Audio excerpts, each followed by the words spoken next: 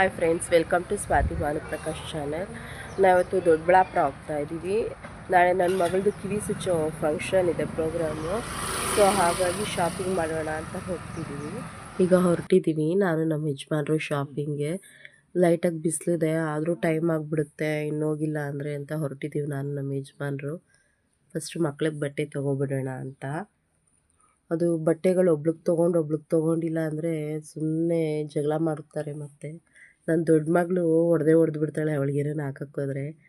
So first ಫ್ಲೋರಲ್ಲಿದ್ದು ಮಕ್ಕಳ ಬಟ್ಟೆ ಇಲ್ಲಿ ಚೆನ್ನಾಗಿರುತ್ತೆ. ನಾವು ರೆಗ್ಯುಲರಾಗಿ ಇಲ್ಲೇ ಬರೋದು. ತುಂಬ ಚೆನ್ನಾಗಿ ಅನಿಸುತ್ತೆ ಬಟ್ಟೆಗಳು. ನೋಡಿ ಎಲ್ಲ ಮಕ್ಕಳದೇ. ತುಂಬ ಚೆನ್ನಾಗಿದೆ ಬಟ್ಟೆಗಳು. ಯಾವ್ದು ತೊಗೊಳ್ಳೋಣ ಯಾವ್ದು ಬಿಡೋಣ ಅಂತ ಅನಿಸುತ್ತೆ. ನನ್ನ ಚಿಕ್ಕ ಮಗಳಿಗೆ ಇದು ತೊಗೊಂಡ್ವಿ, ಈ ಫ್ರಾಕು. ದೊಡ್ಡ ಹುಡುಗಿಗೆ ಇದು.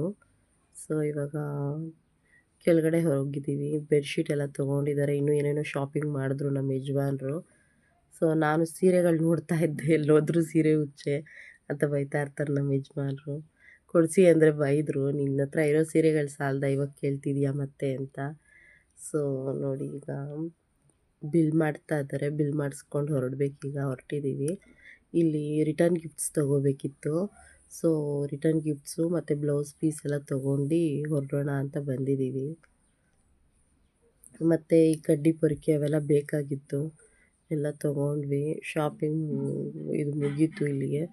ಈ ಸ್ವೀಟ್ಸು, ಈ ರಿಟರ್ನ್ ಗಿಫ್ಟ್ಸ್ ಜೊತೆ ಅದೆಲ್ಲ ತೊಗೊಂಡು ಹೊರಡಬೇಕು ನೋಡಿ. ಮತ್ತು ಹೂವು ತೊಗೊತಿದ್ದಾರೆ.